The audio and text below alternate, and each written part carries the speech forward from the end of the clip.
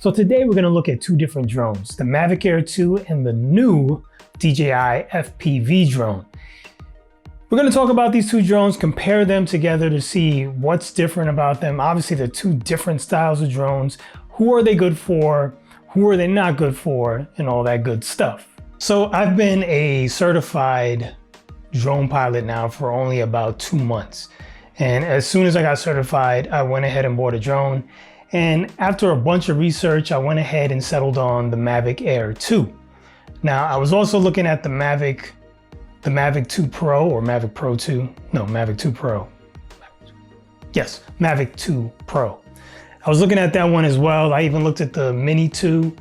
I even looked at the Autel Evo. I can't remember which version, but I was looking at that as well. But I decided on the Mavic Air 2.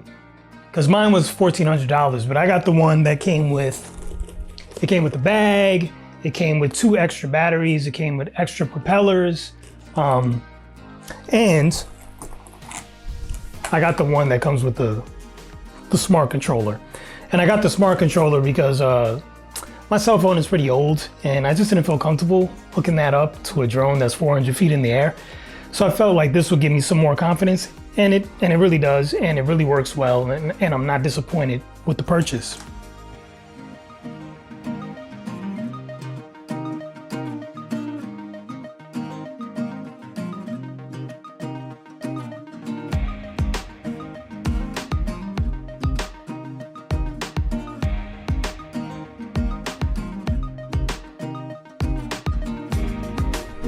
But let's just talk a little bit about the Mavic Air 2.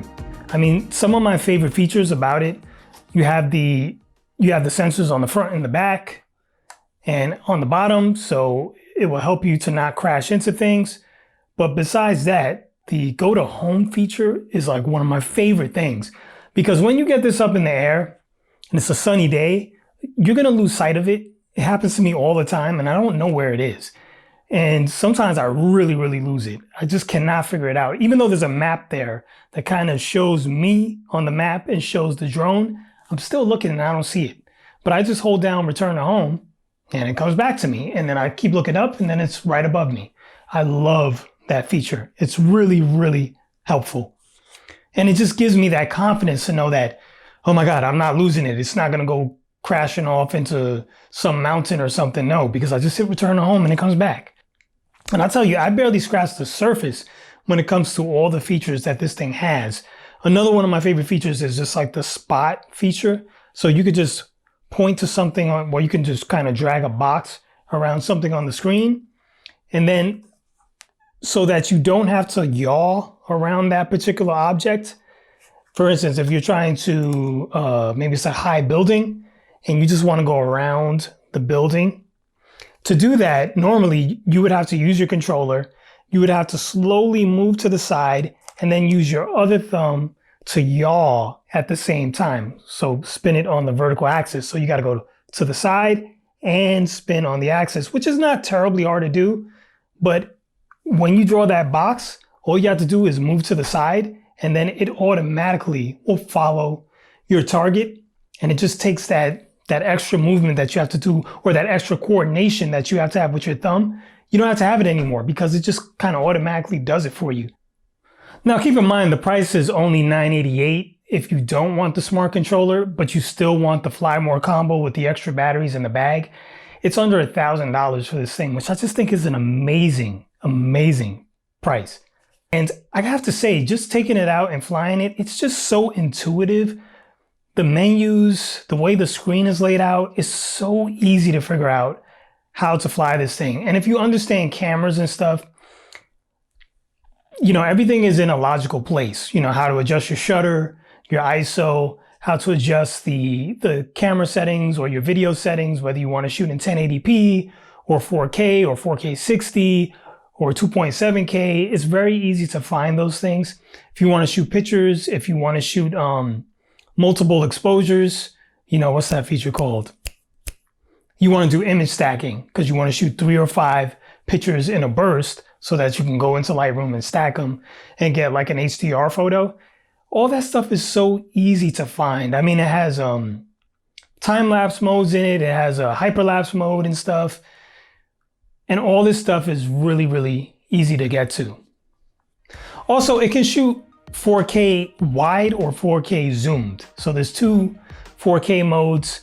So you can crop in a little bit and you'll have like a tighter shot. So it's almost like you have a zoom lens on it.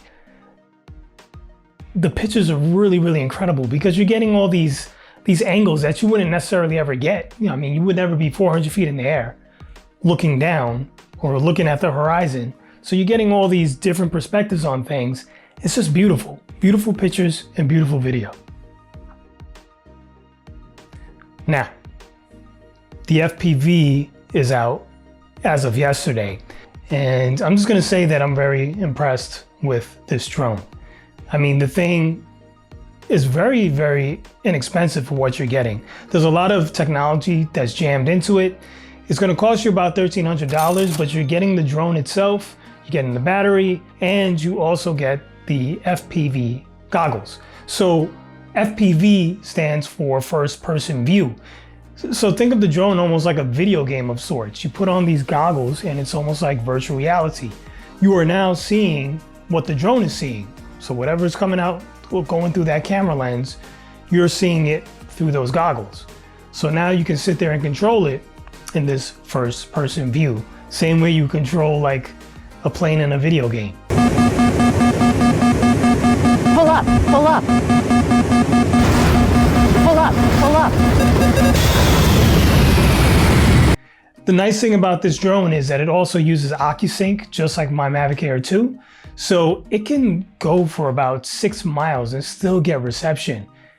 It's absolutely insane. I don't think anybody would even need to go that far from where they are, but it still has the ability. You don't have to worry about a whole bunch of dropped connections and everything else. Also, the thing can go up to about past 80 miles per hour, so it's very, very fast. Some of the parts are replaceable, so with an FPV drone, you're more likely to crash it at some point. So you're probably gonna need to replace parts. And instead of having to replace the whole unit, DJI has made it so that some of these parts can be swapped out. However, DJI added another nice feature that other FPV drones don't have. It has an emergency brake. So when you feel like you're getting into trouble and you may crash, or you're getting a lot of anxiety because you're moving so fast, things are coming too quickly and you're getting overwhelmed, you hit the brake button and it just stops. It just stops, and you can gather yourself, you can see where you're at, and then continue. Or guess what? Just like the Mavic Air 2, return to home. Hit the return to home button and it will come right back to you. Take a breath, woosah, and let it land, and then take off again after you calm down and go at it again. So now with an FPV drone, it's a little trickier to fly because instead of now just moving like forward, backward, side, up, down, and yawing on the axis, now you can actually roll. So you can roll with an FPV, you can go like upside down and do loops and spirals, and it does a whole lot of maneuvers that this can't do. It just can't do it. So that's really one of the benefits to FPV. The main benefit is that. So if you're shooting stuff like people racing cars, people racing motorcycles or BMX, or, surfers and stuff, and you just really want to get like high maneuverability to like really follow people, fast action, FPV is pretty much where it's at. And in the past, you had to build your own FPV drones. Now DJI just kind of packaged it up and made it one unit. So now you have the drone, you have the controller, you have the goggles, everything together. And on top of that, you have better battery life than most standard FPV drones, because the ones you build, they typically do not have good battery life, 3 to 5 minutes or something like that. Now with the DJI, you're getting like up to 20 minutes of battery life. I mean, with this, I get up to 30 minutes or so, maybe a little less, but you're flying in the sky for a long time with a Mavic Air 2. And also there's image stabilization that's built into it too. So you have a gimbal camera on there. So it's already on a gimbal. So it's already being stabilized for you. But in addition to that, DJI added some additional electronic stabilization called the rock steady image stabilization, which is what's in their action cameras and whatnot to help stabilize the footage even more. And from the results I'm seeing, it works very, very well. I think one of the coolest features is the motion controller. Now that doesn't come with the $1,300 unit, but it's only $200 and you basically get a joystick that simulates like a real aircraft, and you can move forward with it. You can slow down, you can do left, right. The brake is on it. I mean, it's really, really cool. And then you really feel like you're flying a jet or something. I mean, I just think that's amazing. If you were just coming into the drones, you're not sure what to get, you don't have a budget to get two of the things, what should you get? Well, to me, I'm still very, very happy that I got the Mavic Air 2. I absolutely love it.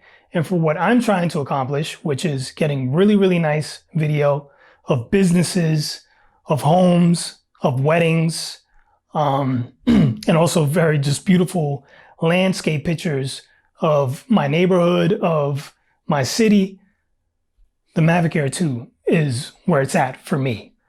If I was more of a person who was going to be shooting fast action, I would absolutely get an FPV. The other big thing too is a lot of people that get these drones, you're not always in business. Some of you are just hobbyists. You just want a fun toy. And I totally understand that because I love radio control toys. And I mean, if fun is the factor, if fun is all you're after, I think I would probably get an FPV. But before I get it, I would go to one of the simulators. They actually make FPV simulators. Do your research. Make sure you download one of those on your computer and just practice at home before you actually go out and start flying something like this, because who knows, you might crash it.